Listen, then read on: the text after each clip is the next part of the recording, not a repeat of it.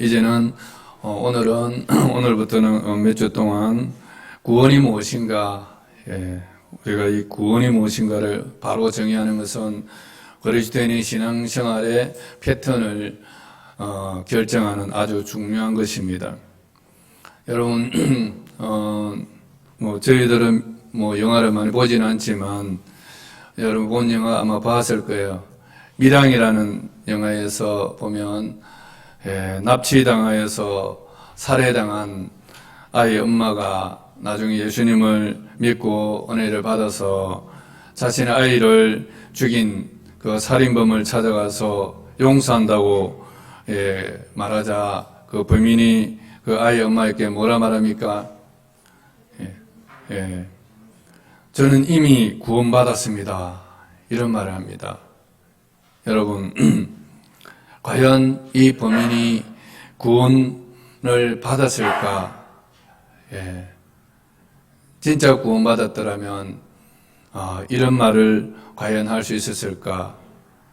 하나님의 구원을 정말 바르게 알고 있었을까? 하는 그런 생각이 듭니다. 여러분은 TV나 드라마 또 영화에 이렇게 보면 교도소에서 복음 듣고 예수님 믿고 또 출세해서 여러 강단에 서서 나는 구원받았습니다 하고 간증 다니는 그런 장면들을 보지 않습니까? 그런데 또 보니까 교도소를 드나들면서 죄를 짓는 그런 장면들이 나옵니다. 여러분, 과연 이런 사람들이 구원받았을까? 상당히 혼란스럽습니다, 여러분. 여러분은 구원이 무엇이라고 생각하십니까? 구원을 무엇으로 알고 있습니까? 구원받았다. 나는 구원받았다. 천국 가는 것, 여러분 그것을 알고 있습니까? 물론 맞습니다. 죄 사함 받는 것, 그것으로 알고 있습니까? 또 그것도 맞습니다. 우리 죄를 용서받는 것, 이것도 구원의 특징입니다. 그러나 구원은 그것에 머물러 있지 않습니다. 구원은 죄를 용서함 받고 천국 가는 것, 그 이상의 것입니다. 오늘 에베소서 2장에서도 보면 전에는 우리도 다 그 가운데 우리 육체의 욕심을 따라 지내며 육체와 마음에 원하는 것을 하여 다른 이들과 같이 본질상 진노의 자녀였더니 우리가 구원받고서도 이런 삶을 살 수 있다는 것입니다. 속죄함을 받고 죄 용서함 받고 천국 가는 것으로만 알고 있으면 우리 여전히 옛 생명을 사는 그런 상태에 머물러 있을 수 있습니다. 그러나 구원은 새 생명을 사는 것이어야 합니다. 구원을 받았다면 구원을 받은 사람은 새 생명을 사는 사람이어야 하는 것입니다. 죄 사함을 받았다고 주장하면서 여전히 옛 생명을 사는 이단들도 많이 있습니다. 오늘날 기독교 이단들 있잖아요, 그죠? 죄 사함 받았다 얼마나 강조합니까? 그런데도 여전히 옛 생명을 삽니다. 구원의 수준을 낮추어서 11조 안 내도 되니까 교회 온나 이런 식으로 주일 안 지켜도 되니 교회 온나 50분 때 온나 이런 식의 희한한 이단들이 있습니다. 그래서 왜 그러냐면 구원관이 잘못됐기 때문에 그렇습니다. 구원이 무엇인지를 바로 알지 못하니까 면죄비를 주고 그렇게 교회를 오도록 만드는 것입니다. 또 기독교 이단 중에서 많은 혼란을 가져왔던 이단들이 있지 않습니까? 휴거 파들, 예수님이 몇월 며칠자 온다고 말하면서 그날에 천군 천사의 나팔 소리를 백고동 소리를 듣지 못하는 사람은 구원받지 못한다 하면서 두려움을 주던 그런 이단들도 있었습니다. 그래서 이러한 휴거를 잘못된 구원관을 가지고 거기에 빠졌던 사람들은 정말 나중에 신앙조차도 회의를 가지고 버려버린 그런 사람들이 많이 있습니다. 제 주위에서 그런 사람들 많이 봤어요. 옛날에 휴가할 때에 자기가 앞장서서 경찰하고 대치했던 사람이다, 이런 이야기들을 만난 적도 있습니다. 이처럼 잘못된 구원관을 가지게 되면은 인생을 피폐하게 만드는 것입니다. 실제 삶뿐만 아니라 영적인 그런 상태까지도 피폐하게 만들어 버립니다. 그래서 올바른 구원관을 가지는 것은 정말 중요합니다. 우리가 구원의 확신 정말 필요합니다. 참된 구원의 그 의미를 알고 내가 구원받았다는 것을 안다면 정말 은혜 가운데 기쁨으로 또 살아갈 수 있습니다. 그래서 우리가 성경이 말하는 구원을 바로 아는 것이 너무나 중요합니다. 그러면 성경이 말하는 구원은 무엇입니까? 우리가 느낌으로, 성령 충만한 느낌으로 알 수 있습니까? 그렇지 않습니다. 성경이 말하는 구원은 성경에서 찾아야 됩니다. 그래서 인간에게 구원이란 이 말이 필요하게 된 것은 아담이 죄를 지은 것에서부터 출발이 됩니다. 그래서 결국은 구원에 대해서 말하면 창세기로 돌아가야 됩니다. 하나님께서는 천지를 창조하시고 첫날부터 여섯날까지 모든 인간이 거주할 수 있는 모든 환경들을 만드시고 또 그 안에 인간에게 필요한 모든 것들을 다 채워 넣으시고 마지막 날에 제일 마지막으로 사람을 창조하셨습니다. 그리고 사람에게 창조의 언약을 주셨어요. 무엇입니까? 생육하고 번성하여 땅에 충만하라, 땅을 정복하고 다스리라 하는 축복을 주셨습니다. 이 모든 것을 다 주셨지만 그러나 한 가지 제약을 주셨습니다. 그 제약이 뭐냐면 선악을 알게 하는 나무의 열매는 먹지 말라. 그것을 먹는 날에는 너는 반드시 죽으리라. 이것은 하나님의 일방적인 것이 아니고 하나님과 최초의 사람 아담과의 언약입니다. 그래서 이것은 그것을 먹는 날에는 너는 반드시 죽으리라. 먹으면 죽는다는 언약 같지만 이 말씀은 먹지 않으면 산다는 언약입니다. 다시 말해서 생명의 언약입니다. 너희가 정말 이 언약의 말씀을 지킴으로 살기를 원한다는 하나님의 생명의 언약입니다. 하지 말라는 것은 그것을 하라는 것이 아닙니다.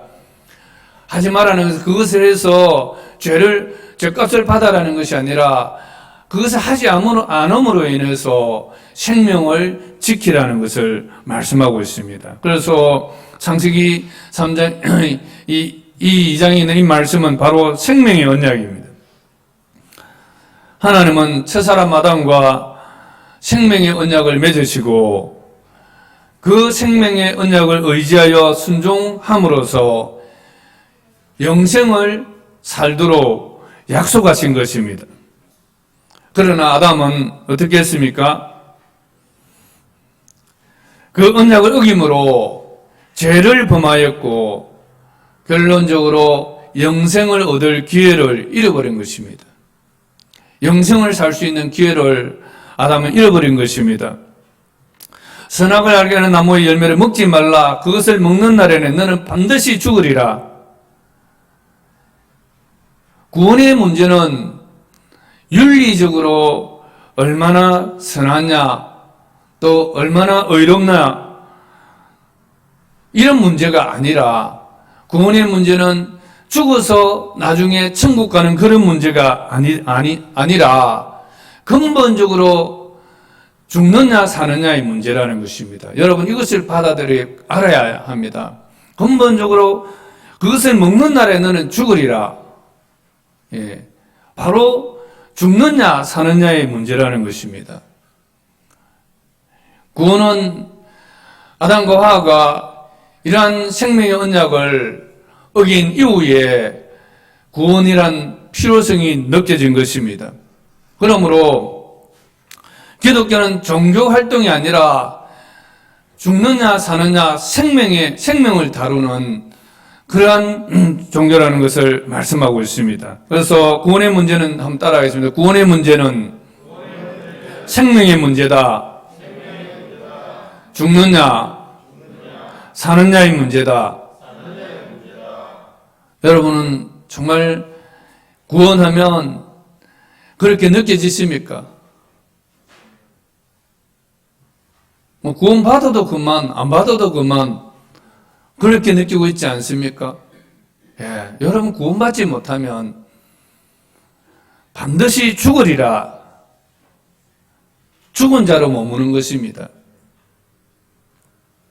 에베소서 2장 1절에서 9절 오늘 읽었던 말씀에도 보면 뭐라 말씀하고 있습니까? 헛물과 죄로 죽었던 너희를 살리셨도다. 헛물과 죄로 죽을 것이다. 미래형입니까? 아니면 과거형입니까? 이미 죽었다는 것입니다. 여러분이 앉아있지만 헛물과 죄로 죽은 자다. 이것을 아셔야 합니다. 죽었기 때문에 생명이 필요한 것입니다. 구원이 필요한 것입니다. 죽지 않은 자에게 구원이 필요한 것이 아니라 죽었기 때문에 우리는 그 무엇보다도 다시 사는 것이 중요한 것입니다. 우리가 보통 기도할 때도 헛물과 죄로 죽을 수밖에 없는 죄인을 살려주신 하나님, 이런 이야기를 막 기도하잖아요. 죽을 수밖에 없는 죄인이 아니라 이미 죽은 죄인을 살려주신 하나님, 이 기도가 맞는 거예요. 정말 나는 죽었던 자다. 내 옆에 있는 사람이 죽은 자다 하는 이 의식이 필요합니다. 한번 따라하겠습니다. 나는 헛물과 죄로 죽었던 자다. 나는 헛물과 죄로 죽었던 자다. 예. 우리가 헛물과 죄로 죽었음에도 불구하고 이것을 잘 깨닫지도 못하고 실감하지도 못합니다. 아담은 범죄함으로 하나님과의 생명의 언약을 어김으로 바로 죽은 자였습니다. 아담뿐만 아니라 오늘 사는 우리도 헛물과 죄로 말미암아 죽은 자입니다. 단지 내가 깨닫지 못할 뿐입니다. 한 이불을 듣고 사는 사랑하는 여러분의 가족들도 헛물과 죄로 죽은 자라는 이 사실을, 진리를 의식할 때 구원이 절박함을 느낍니다. 내 가족들이 죽은 자라고 의식할 때에 구원이 절박해집니다. 죽은 자에게 필요한 것은 다시 살리는 것 이상이 없습니다. 어떤 것이 더 필요합니까? 죽은 자에게 살리는 것 외에는 심폐소생술, 우리 위에 6층에 심폐소생술하고 하는 구급 이런 응급처치하는 그런 기관이 들어와 있어요. 한번 올라가 보니까 그 모형을 두고 그것을 할 수 있도록 막 깔아놨고 있더라고요. 다음에 우리도 한번 교육을 시켜주기로 했습니다. 죽은 자에게는 어떤 것보다도 살리는 것 외에는 다른 구원이 필요 없습니다. 그래서 성경이 말하는 죽음은 무엇인가? 우리는 죽음이 잘 실감되지 않습니다. 그러면 성경이 말하는 죽음이 무엇인가? 한번 살펴보도록 하겠습니다. 로마서 3장 23절에 보면 죄의 삭선 사망이요. 사망 이꼴 죽음이죠. 그죠? 죄의 삭선 사망이다. 그렇게 말씀하고 있습니다. 성경이 말하는 죽음, 사망이란 것은 바로 영적인 죽음을 말합니다. 하나님과의 분리입니다. 성경이 말하는 죽음은 하나님과의 분리입니다. 하나님이 천지를 창조하시고 인간에게 생명의 언약을 주셨습니다. 하나님은 인간 생명의 근원이십니다. 인간 생명의 근원이신 하나님과 분리됐다. 이 말이 바로 죽었다는 것입니다. 하나님과의 분리가 바로 죽음입니다. 그런데 사람들은 하나님과 분리된 것이 뭔 죽음인가 의식하지 못합니다. 그러나 하나님은 분명하게 하나님과 분리된 상태가 죽음이다. 영적으로 죽었지만 그러나 아담의 육신의 생명은 유예되었습니다. 영적인 죽음 이후에 실제 육체의 죽음도 찾아왔지만 그 생명이 유예시켜 주셨어요. 유예되어 있지만 실제로 그 영은 하나님과 분리된 죽음의 상태에 있는 것입니다. 여러분들은 지금도 살아있기 때문에 여러분 영이 죽었다고 인식을 잘 하고 있지 못합니다. 그러나 이렇게 이해하면 좀 이해가 빠를 수 있을 것 같아요. 식물이 생명의 근원인 땅에서 분리되어 뿌리채 뽑힌 풀과 비유할 수 있습니다. 땅과 분리된 풀은 어떻습니까? 죽은 것 같지 않지요? 당장은 죽은 것 같지 않지만 그 속에 들어있는 제한된 수분, 제한된 영양분이 있을 때까지만 잠시 살다가 곧 말라 시들어 비틀어져서 죽고 마는 것과 같은 것입니다. 이것이 바로 유예된 생명입니다. 육신의 죽음이 올 때에 여러분 영은 하나님 앞에서 죽었다는 것을 실감을 하겠죠. 그 죽음 앞에서는 여러분들은 믿지 말라 해도 다 믿습니다. 귀신들도 다 믿어요.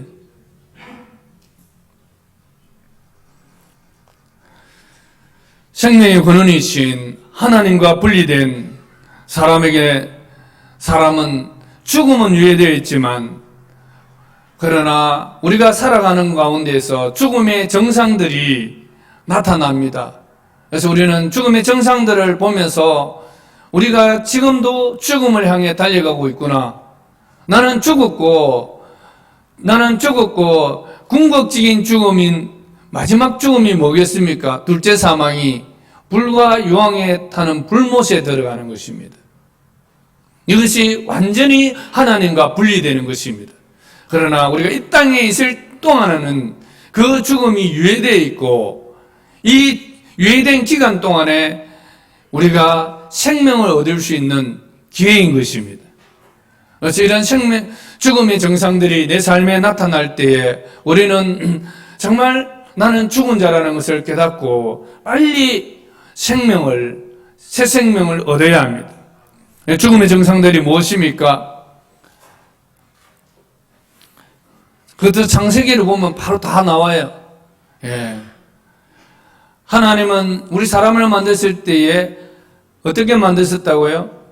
하나님의 형상을 따라 우리 사람을 만드셨다고 했습니다. 그래서 사람에게는 모든 사람에게 하나님의 형상이 있습니다.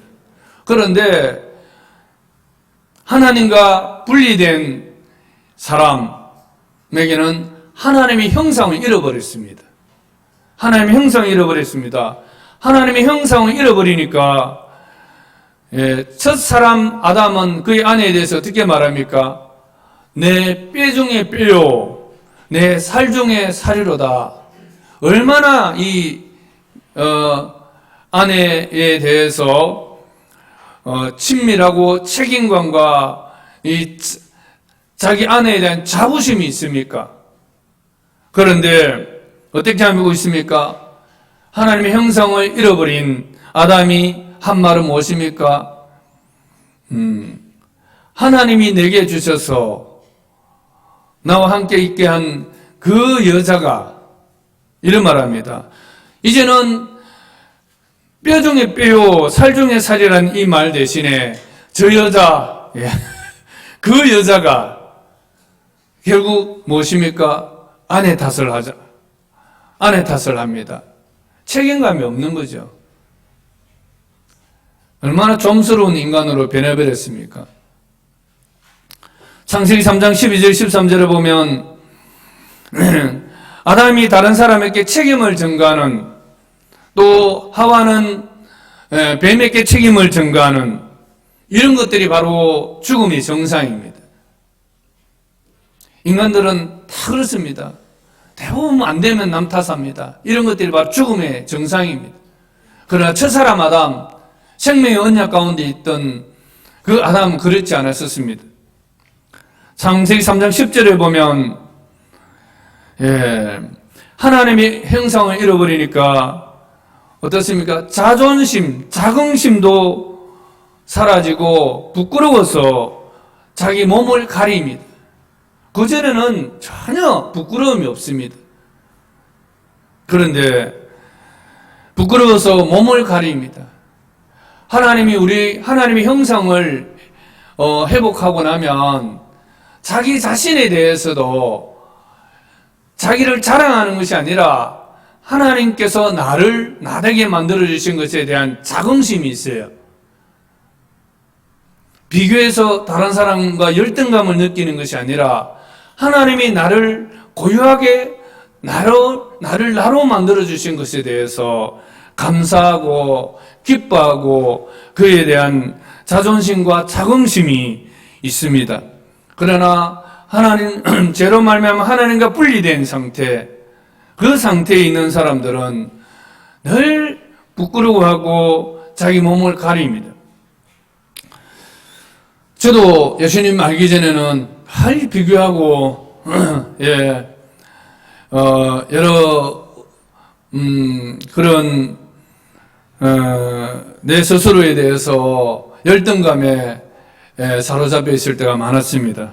그런데 제가 하나님 바로 믿고 나서 하나님께서 나와 함께 계시고 하나님이 나를 인정해 주시는데 내가 무엇 때문에 비교할 필요가 없다.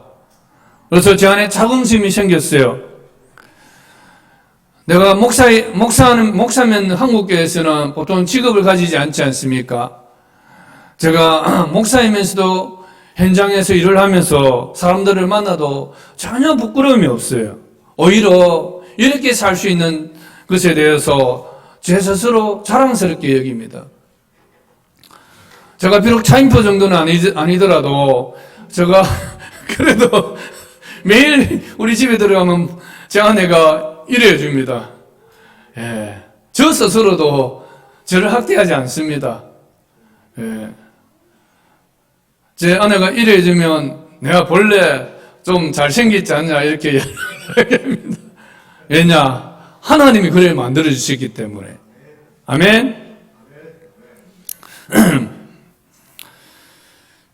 하나님과 관계가 다시 회복되면 이러한 우리 안에는 세상이 줄 수 없는 자긍심이 생깁니다. 그러나 하나님과 분리된 사람들에게는 자긍심이 아니라 부끄러움과 비교와 열등감에 사로잡힙니다. 여러분, 열등감 이런 것들 여러분 속에 나타나는 것은 내가 하나님과 분리되어 있기 때문에, 하나님으로부터 오는 그 생명을 공급받지 못하기 때문에 제한된 자원으로 내가 살려고 하기 때문에 늘 자신과 비교를 합니다.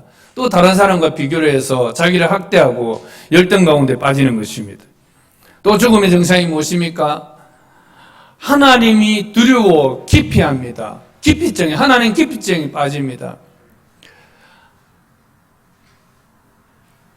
우리가 구원을 받고 구원받은 존재라서 구원의 확신이 있는 사람들은 하나님이 두려운 분이 아니라 하나님 앞에 나가서 기도하고 하나님과 교제하는 것이 기쁨이요 즐거움입니다. 그런데 죄를 지으면 하나님과 분리되고, 그리고 하나님 없는 것으로 슬슬 피해 다닙니다. 교회가 싫어지고, 교인들 믿음이 좋은 사람보다는 오히려 믿음 없는 사람, 세상적인 사람 만나는 게 편합니다. 왜냐하면 자기 죄 때문에 숨어 다니는 것이죠. 예레미야서 5장 25절에 보면 너희의 모든 죄악이 이런 것들 누리지 못하게 하였고 너희의 온갖 범죄가 그 좋은 것들을 가로막아 너희에게 이르지 못하게 하였다. 결국은 죄로 말미암아 하나님과 단절된 그 삶들 때문에 하나님으로부터 오는 각양 좋은 은사들을 우리가 누리지 못하는 것입니다. 원함은 있지만 그 하나님으로부터 오는 그 선한 은혜들과 은사들을 누리지 못하는 이유가 바로 죽음의 정상이라는 것입니다. 고린도전서 2장 14절에서 보면 영적인 일을 이해하지도 못하고 받아들이지도 못하고 분별하지도 못하는 것이 바로 죽음의 정상입니다. 니고데모가 예수님에게 와서 하나님 나라에 대해서 질문하지 않으셨습니까? 그러니까 예수님이 뭐라 말씀하셨습니까? 너가 거듭나야 하나님 나라를 볼 수 있느니라. 물과 성령으로 거듭나지 않고서는 하나님 나라에 들어갈 수 없느니라 그랬습니다. 우리가 새 생명, 하나님으로부터 생명이 없는 한, 하나님과 관계가 회복되지 않는 한, 하나님과 분리되어 있는 한, 우리는 영적인 것을 이해할 수도 없고, 영적인 것들을 설교를 해도 받아들일 수도 없고, 이것이 영적인 것인지 육적인 것인지 분별할 수도 없습니다. 그래서 예수님께서는 죽어 있는 니고데모에게 너에게 필요한 것은 다른 어떤 것도 아니고 다시 살아나야 한다. 너에게 생명이 있어야 한다. 이렇게 말씀하신 것입니다. 거듭나야 한다는 것은 생명이 있어야 된다는 것을 말하는 것입니다. 에베소서 4장 17절에서 24절에도 보면 하나님의 생명에서 떠나 수치의 감각을 잃고 몸을 방탕에 내맡기고 탐욕을 부리며 모든 더러운 일을 행하였다. 이렇게 말하고 있습니다. 이것이 바로 죽은 상태입니다. 영적으로 죽은 자들은 하나님의 생명에서 떠나 있기 때문에 부끄러운 것도 부끄러운 줄 모르고 자기 몸을 방탕에 내어주고 탐욕을 부리고 모든 더러운 일을 행한다. 모든 더러운 일이 뭐겠습니까? 우리가 지금까지 배웠던 성적인 그러한 더러운 것을 말하는 것입니다. 그래서 그런 것을 해도 그것이 더러운 줄을 모르는 것입니다. 왜냐하면 영적으로 죽었기 때문입니다. 하나님의 생명이 그에게 없기 때문입니다. 육신의 생명으로 살기 때문에 그것이 죄인 줄도 모르고 더러운 것이 더러운 건지 모르고 탐욕이 탐욕인 줄도 모르고 방탕인 줄도 모르고 몸을 그렇게 내맡긴다는 것을 말하고 있습니다. 로마서 1장 29절에 31절에 보면 하나님이 없는 마음, 하나님을 상실한 마음, 다시 말해서 여기에 언급되어 있는 모든 것들이 죽음의 정상들입니다. 온갖 불의와 악행과 탐욕과 악의로 가득 차 있으며 시기와 살이와 분쟁과 사기는 기만 말하는 것이죠. 또 적이라는 적대감, 적의로 가득 차 있으며 수군거리는 자, 중상하는 자, 그건 말에 대한 것이죠. 말로 남에 대해서 수군거리고 중상모략하는 이러한 것도 다 죽음의 정상이라는 것입니다.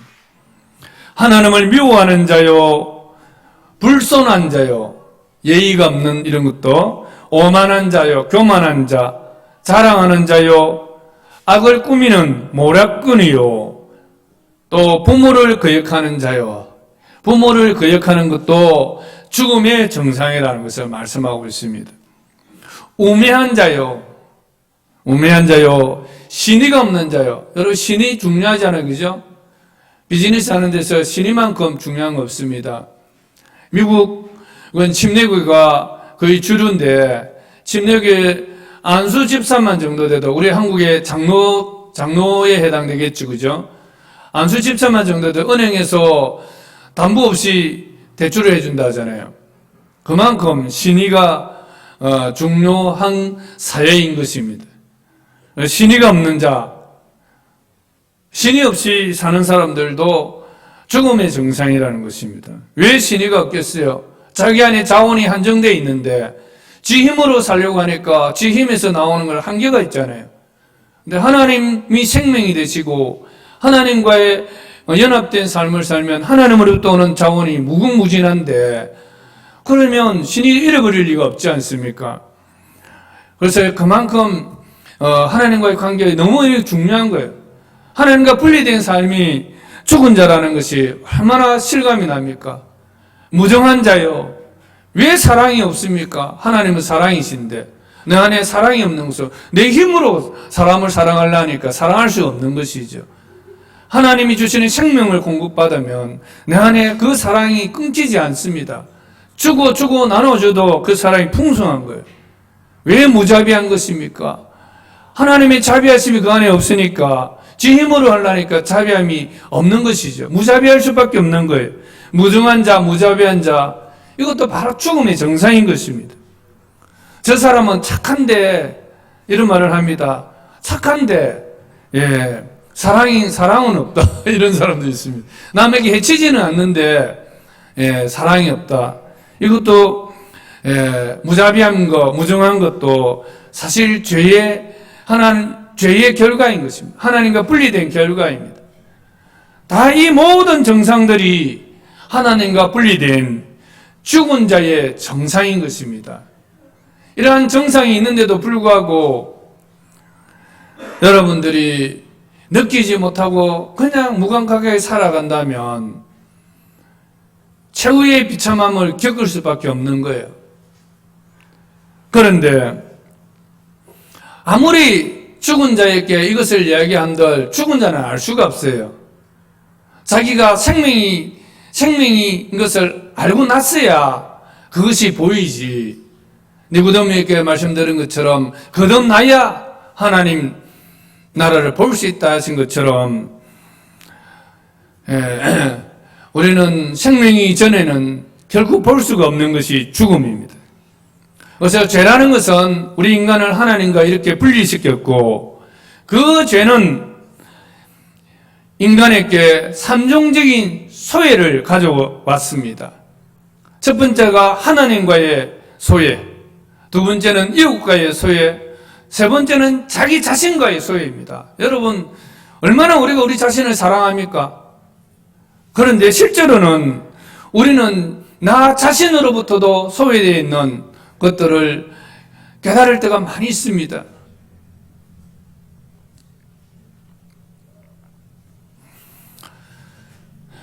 우울증, 또 신경쇠약증, 정신병과 같은 것들은 이런 질병이지 않습니까? 이런 질병도 바로 죽음의 정상인데, 이러한 정상은 바로 그 근원이 뭐냐면 자기로부터 내 자신이 소외됨으로 나타나는 정상인 것입니다.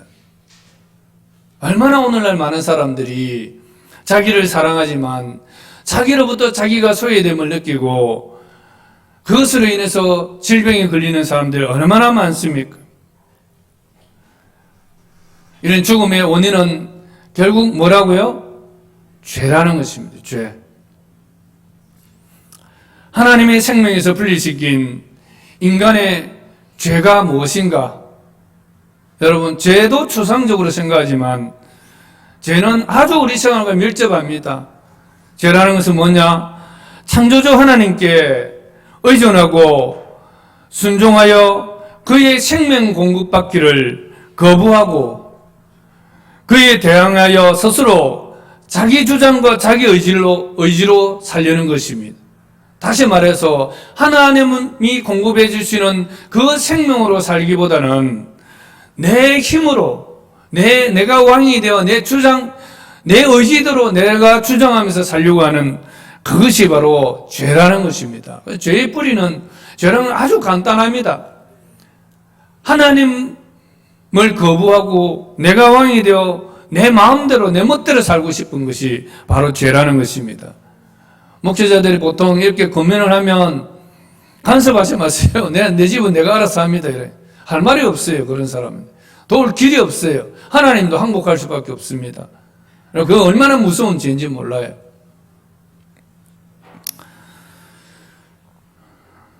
이러한 상태를 성경은 다른 말로 옛 자아라, 옛 사람이다, 옛 자아가 산다, 옛 사람이 산다, 옛 생명이 산다, 육신이 산다, 이런 표현을 하고 있습니다. 오늘날 교회를 다녀도 직분은 장로가 되어 있어도 여전히 옛 자아로, 옛 생명, 자기 주장, 자기 생명, 자기가 산다, 이렇게 사는 사람들 많이 있습니다. 다 이런 사람들은 아직까지 죽은 자입니다. 아직 그 속에 생명이 없어요. 하나님의 생명이 없는 거예요. 그러니까 그것으로 살려고 발버둥 치는 겁니다. 성경은 새 생명으로 살지 않는 자를 에베소 4장 18절에서 보면 이렇게 말씀하고 있습니다. 그들은 자기들 속에 있는 무지와 자기들의 마음의 완고함 때문에 지각이 어두워지고 하나님의 생명에서 떠나 있다. 하나님의 생명에서 떠나 있다. 이렇게 말하고 있습니다. 하나님의 생명에서 떠나 있다는 건 무엇입니까? 죽었다는 것이에요. 죽은 자라는 것입니다. 하나님의 생명에서 떠나 있는 자, 이미 죽은 자이지만 하나님께서는 육신의 죽음을 유예시켜 주셨습니다. 그래서 이 육신의 생명이 유예된 이 기간은 참 중요한 것이에요. 이 기간은 하나님의 생명을, 영생을 얻을 수 있는 기회입니다. 다시 말해서 구원을 얻을 수 있는 기회로 하나님께서 시간을 허락해 주신 것입니다. 우리가 살아있는 동안은 바로 하나님의 생명을 얻을 수 있는 기회입니다. 이것이 바로 오늘 값없이 주시는 하나님의 은혜인 거예요. 이 은혜의 기간 동안 우리는 살아나야 합니다. 생명이 있어야 합니다. 그래서 성경이 말하는 구원은 1차적으로 죽었던 자에게 다시 새 생명을 얻는 것입니다. 이 생명을 얻는 것이 첫 번째 구원입니다. 구원은 아까 제사함을 받는 그 이상이라고 말씀드렸잖아요. 천국 가는 그 이상이라고 말씀드렸는데 계속 다음 주 이어서 말씀을 드릴 것인데 제일 첫 번째는 바로 죽은 자에게 생명을 얻는 것입니다. 죽은 자를 다시 살리는 것입니다. 하나님의 생명이 바로 우리에게 다시 들어오는 것입니다. 아까도 말씀드린 것처럼 죽은 자는 자신이 죽었다는 사실, 이 진리를 이해하지 못합니다. 그러나 새 생명을 사는 자, 영생을 얻은 자는 자신이 과거에 죽었다는 것을 깨달아 알 수가 있습니다. 사망과 생명은 아예 차원이 다른 것입니다. 죽은 자의 차원과 생명 있는 자의 차원은 완전히 차원이 다르기 때문에 서로 이해할 수가 없습니다. 전도서 9장 5절에 보면 산자는 죽을 줄을 알지만 죽은 자는 생명도 죽는다는 것도 모른다. 이렇게 되어 있습니다. 갈라디아서 2장 20절 보면 하나님께서 새로 지으시고 나으심으로 새 생명을 얻어 내가 살지 않고 그리스도께서 사시는 생명, 그 믿음의 삶을 살 때에야 비로소 내가 죽었다는 것을 알게 되는 것입니다. 내 안에 새 생명으로 살고 있을 때에야만이 내 안에 그리스도께 주신 그 생명이 내 안에서 살고 있다는 것을 내가 알 때 그때에만이 죽은 자의 삶을 알 수 있다는 것입니다. 죽은 자는 하나님을 두려워할 줄도 모르고 사랑할 줄도 모르고 그리스도께서 자기의 생명인 것도 모르고 살고 있습니다. 그래서 여전히 그들은 허울 좋은 종교, 기독교적인 생활은 그럴듯하게 하지만 그 속에는 생명이 없는 것입니다. 산자는 해바라기가 늘 해를 향해서 서 있는 것처럼 하나님을 향해서 살게 되는 것입니다. 너무나 다른 차이입니다. 그냥 종교 생활이 아니라 사느냐 죽느냐의 문제라는 것입니다. 산자는 그것을 압니다. 죽은 자는 알 수 없어요. 종교 생활을 하는 자는 결코 이것을 알 수가 없습니다. 우리 기독교는 종교 생활이 아니라 생명의 삶입니다. 우리가 이 사실을 아셔야만이 정말 예수로 말미암은 구원이 얼마나 큰 것인가를 깨닫게 되는 것입니다. 죽은 자는 자기 힘으로 정말 성령의 열매, 그러한 열매들을 맺어보려고 애를 쓰고 기를 쓰지만, 그러나 그 결과는 두 가지로 빠지게 되는데, 첫 번째는 외식하는 삶, 두 번째는 아예 탈진입니다. 이 두 종류로 빠져버립니다. 자기 힘으로 정말 종교적으로 성령의 열매를 한번 자기도 맺어보려고 무어진 예를 쓸 때에 바리새인과 같이 그러한 외식주의자로 빠져버리거나 아니면 탈진해버립니다. 결코 이룰 수 없는, 죽은 의 생명으로서는 결코 이룰 수가 없습니다. 이런 자들 어느 정도의 그러한 열매들이 보이면 거만해지고 그것이 되지 않을 때는 좌절해버립니다.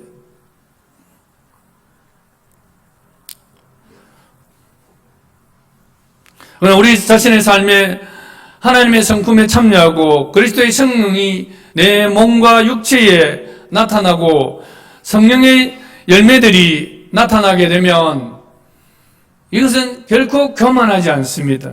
겸손하면서도 감사와 감격이 있는 삶을 살게 되는 것입니다.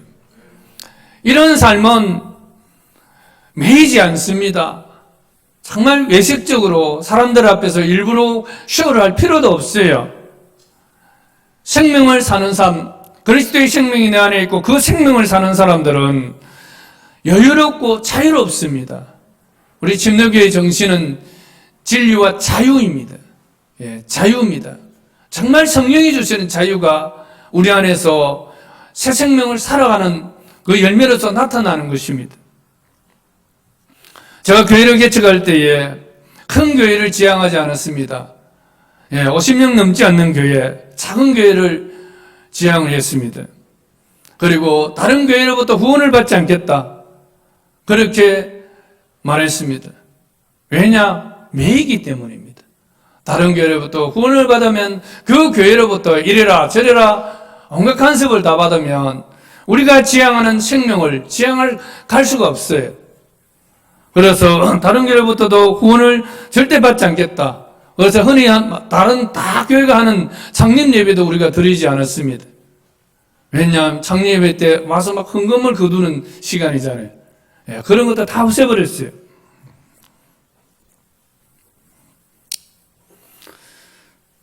그래서 제가 이제 직장을 가진 이유도 교회로부터 내가 생계를 헌금 지원을 받게 되면 나는 또 교회로부터 매이게 되거든요. 그래서 제가 비즈니스 목표를 하게 된 것입니다. 이렇게 하려면 두려움이 있죠. 그러나 그런 두려움을 이길 수 있었던 것은 내 안에 예수님의 생명이 있기 때문에 그 생명이 나로 이렇게 할 수 있는 담대함을 주신 거예요. 저는 내 스스로는 열등감이 많고 두려움이 많은 사람이라고 누차 말씀드렸었습니다. 그럼에도 이렇게 할 수 있었던 것은 생명의 성령의 법이 내 안에 있었기 때문에 그 성령께서 이렇게 전통적인 그런 목표를 시작할 수 있도록 하나님께서 허락해 주신 것입니다. 그래서 중요한 것은 생명이 있어야 합니다. 우리 안에 생명이 있어야 돼요. 이 생명은 힘이 있습니다. 어떤 무게도 이겨내는 그런 힘이 있습니다. 여러분, 시골에서 보면 농사일을 하면 씨를 뿌리잖아요. 씨를 뿌리면 씨를 뿌리고 나면 그 흙을 덮습니다. 흙을 덮어놓으면 여러분 흙의 무게가 여러분 가벼울 것 같지만 그 안에 생명이 있으면 그 생명은 흙을 뚫고 올라옵니다. 심지어는 보면 바위 틈에 흙이 있는데도 거기서 그 생명이 바위를 뚫고 올라옵니다. 어떤 무게도 생명은 이겨냅니다. 이것이 바로 생명의 힘입니다. 내 안에 생명이, 예수의 생명이 있으면 이 생명은 우리가 살아가는 인생의 그 어떤 무게도 다 이기고 견뎌낼 수 있는 힘이 되는 것입니다. 사람들이 왜 자살합니까? 자기는 생명이 없기 때문에 그 이겨낼 수 있는 힘이 없는 거예요. 그래서 우리가 전해야 될 복음은 바로 생명의 복음입니다. 예수님의 생명, 하나님으로부터는 이 생명이 없기 때문에 우리가 좌절하고 불안하고 근심하고 매일 짓눌려서 정신적인 스트레스 속에 살아가는 거예요.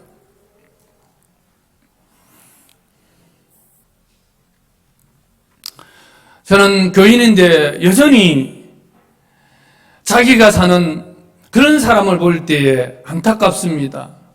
교회는 나오는데 여전히 자기가 사는 죽음을 사는 사람, 이런 사람들 볼 때 너무나 안타깝습니다. 제가 또 참고 참는 이유는 그 죽은 자들에게 살아있을 동안 생명 얻을 수 있는 기회를 뺏지 않기 위하여 또 참고 눈물로 기도하고 그 사람들 속에 생명이 있도록 기도하고 복음을 전하는 것입니다. 왜 저도 사람인지라. 예.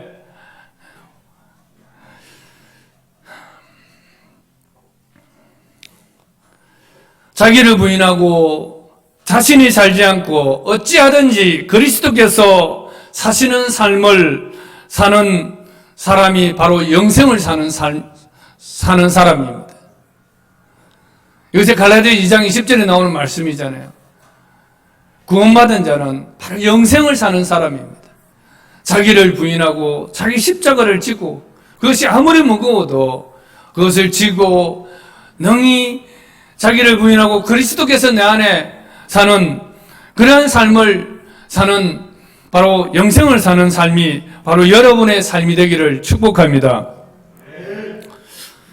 여러분은 죽은 자의 삶을 살고 있습니까?